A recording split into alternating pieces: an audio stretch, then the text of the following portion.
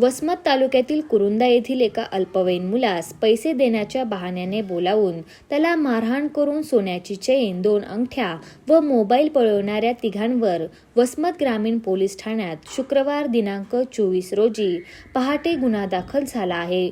पोलिसांनी एका आरोपीला चौकशीसाठी ताब्यात घेतले आहे.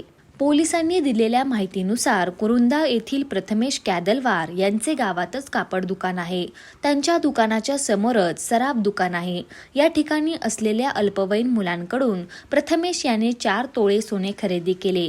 त्यासाठी 1,75,000 रुपयाची रक्कम रोख स्वरूपात दिली, तर उर्वरित 1,25,000 रुपये गुरुवार दिनांक 23 रोजी देतो असे सांगितले.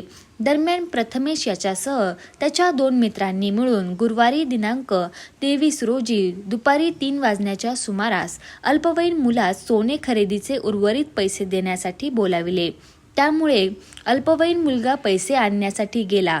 यावेळी प्रथमेशसह त्याच्या 2 मित्रांनी त्या मुलास कालवा रोडवर नेऊन त्या ठिकाणी मारहाण करण्यास सुरुवात केली. अचानक झालेल्या मारहाणीमुळे अल्पवयीन मुलगा घाबरून गेला. यामध्ये त्याच्या डोक्याला गंभीर दुखापत झाली. मारहाणीनंतर तिघांनी त्याच्या जवळील 10 ग्रॅम वजनाची सोन्याची चेन, प्रत्येकी 5 ग्रॅम वजनाच्या 2 अंगठ्या व मोबाईल असा सुमारे 70,000चा ऐवज पळविला. या घटनेमध्ये गंभीर जखमी झालेल्या मुलास तातडीने उपचारासाठी रुग्णालयात दाखल करण्यात आले.